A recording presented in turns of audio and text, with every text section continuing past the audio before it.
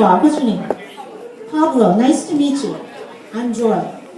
So first of all, when you look at that picture, okay, is that a new picture or old picture? All right, how do you know that? It is fuzzy. Okay, and are you taking Japanese? Yes. Okay, could you please say that name right there? Terumi Kato. Right. Okay, Terumi Kato, that's my grandmother, all right? And that's this woman right here. What do you think? Pretty. Right, very pretty. Okay, so I picked a man for a reason. Do you think she's pretty? Yes. Okay. Do you think she looks kind of wealthy? Yes. Huh? Does she look kind of interesting to you? Yes. That's nice to know. Very good. And so, what I'd like you to also tell me is that, what do you see about what she's wearing? It looks very cultural. Yes? With all the stuff and I see like a little pink necklace kind of thing. So like fashion religion. Fair? Very good. Do you think she's poor? No. Very good. Do you think she could make a three-point shot or a slam dunk in that outfit? Definitely not. Okay, so he already just said my first part of my speech about her. She's already affluent. She's somebody who's probably kind of serene and a little stoic, and she's not from this country, right? And can you say her name again? Terumi Kato. Okay. So when she came here, the Caucasian Americans could not say Terumi. Can you say Terumi? Terumi. So what do they call her? Terry. Terry. Very good. Thank you very much. Oh my God. Terry. So he just told us the first part of the story from a picture. So that was awesome, Pablo. Thank you so much. Oh. Okay, who here has ever been scared? Oh, come on. Because I'm going to call on you if your hand's down. Ha! Okay, who's been scared? Okay, very good. Back down. All right, so you could be scared like speaking in front of a class, taking a really important test, going for your first job, asking someone out that you really like, right? Or be in a position of a winning point in a championship. Okay. All right. So when Terry was born, she was fairly affluent. And when she might have looked kind of like this. Come on up. Come on up, Mia. And this is Mia. That's his little sister. Come on up, Mia. Okay. You can go like this. And Mia has an umbrella. Why does she have an umbrella up? Yes. Very good. Japanese really are into keeping their skin looking nice. So look at her. Right.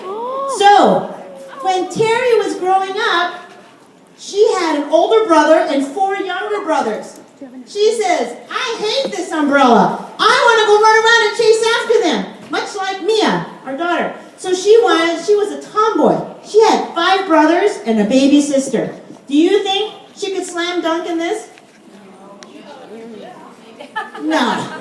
Look how confining it is. All right? And just walking here, her bun is falling. So can you imagine running around? So when she walks, can you walk little steps. Right. And girls were supposed to be dainty like flowers. Look how cute. All right? So you can see.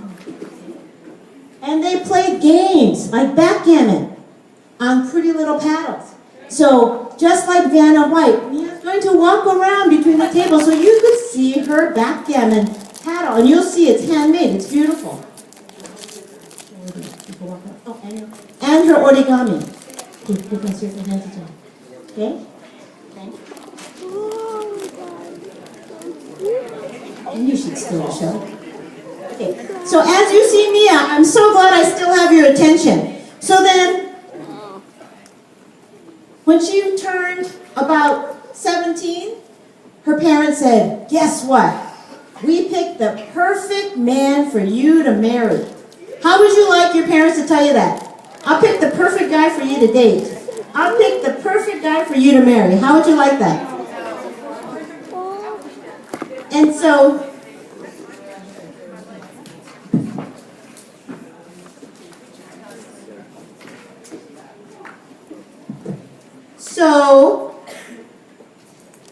she said, who is it? And her parents said, we don't know him. We only know his parents. What would you say to that? No way. And they said, well, where in Japan does he live? He doesn't live in Japan. Where do you think he lives? America. San Francisco. That's right. So, 17, she's been told she's going to be marrying a man in America. A perfect stranger. But the parents know each other, so it's okay. But she's told all her life, you don't have a choice. You're marrying who we tell you to marry. Okay, so do you know what the selection process is to figure out a mate? What do you think? It's similar to Indian culture? Yes. Very good. Stable background. He makes money. Most of the time, it's always the men. Do you know the word that describes that the men, especially the oldest son, gets all the money and makes most of the money? What's that word called? Do you know that word? Oh, bread maker? Or breadwinner? It's a breadwinner. It's a breadwinner, but it's a fancy word. What? Close, yeah.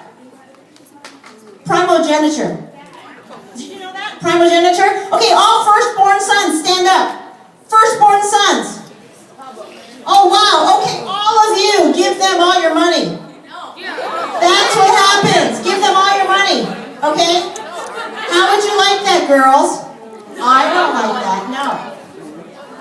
Okay. Thanks, guys. Have a seat. All right. So how many siblings does she have? Does Terry have? Terry-chan. How many siblings? Is that a standard family in Japan? Yes. And Terry-chan's father is an elected official.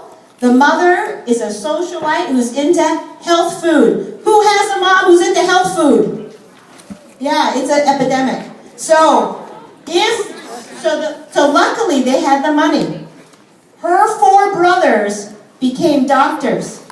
Could she become a doctor?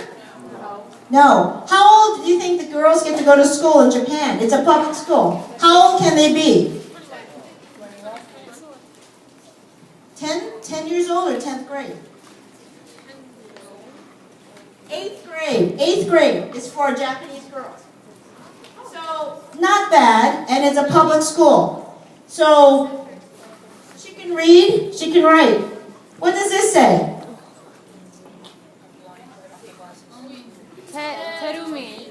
Very good. But we're going to call her Terry, because that's what they called her in America. All right. So do you think little Terry, with 4 brothers, was a little divergent? Do you think she liked her path, that she couldn't run around because she had to wear that kimono and this umbrella over her head? Can you race anybody when you have this? What do you think? Right. So when her parents told her, want to go to America? What do you think she said? Yes. She said, do they have the same rules as in Japan? No. Oh. And by the way, when Mia came in, her introduction was,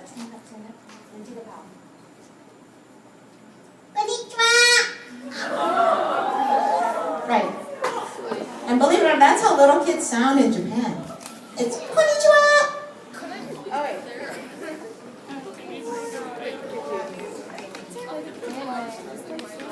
Okay, Mia, so you're gonna help. Now Tess, can you come on up? Would you like to see how you dress, if you're a Japanese girl, how the dressing is done? Would you like to see it? Sure.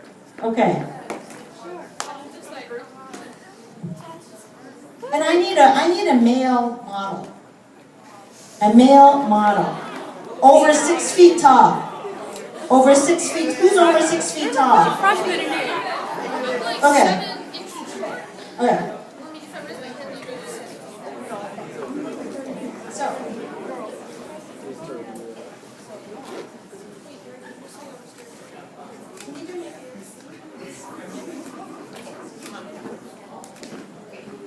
So, let me hold my mic.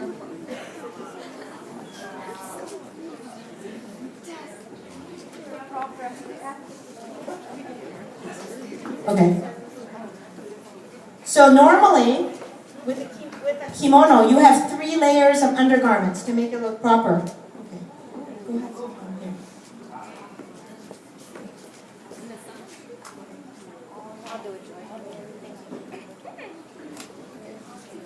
So, and usually, when Terry Zhang was growing up, she had servants who helped get her dressed. Okay? How many have servants who help get you dressed? Oh, nice help. So, okay, I need another person who knows how to help with dressing. Oh, yes, come on, come on. Okay. Oh, thank you. And then someone else who can hold a mic. Amelia? Oh, thank you, Amelia. I just saw your mom. Okay, super. So when we do the dressing, it often takes 3 people to put on a kimono. So Jess is going to hold her hands up like this, okay? You're going to hold this. All right, this is called a himo. All right, it's like a big piece of string. And where the hemline begins is at the waist. Oh, he's done? Oh, you're almost done. I'll get to you, okay? Can you just hang out? Thank you so much. All right, so it's always left over right. So when you see strange movies made in America and they put mock Asian people in funky kimonos, tell them it's not right over left. It's left over right. All right? Because it's very rude to do it the other way. All right, so then now.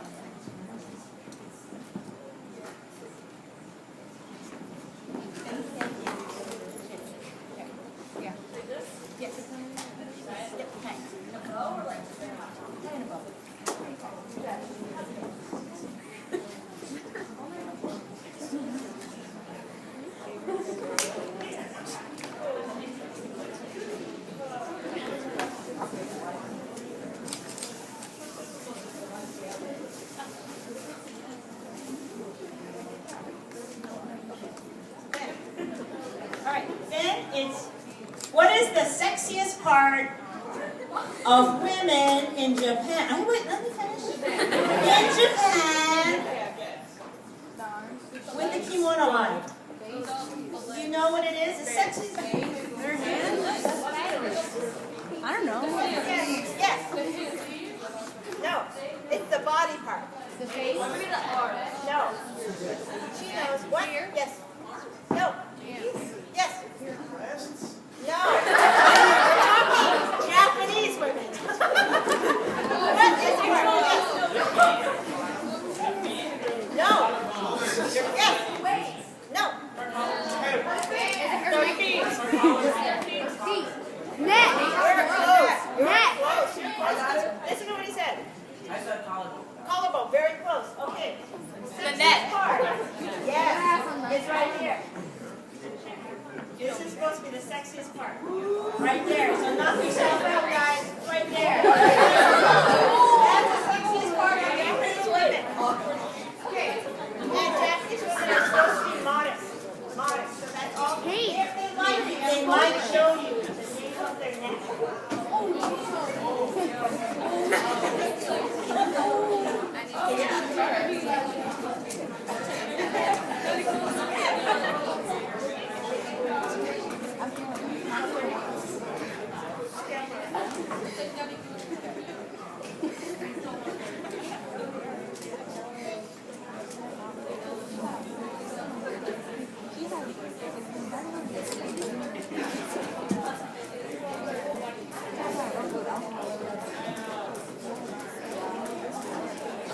Thank you so much. All right, you two stand there.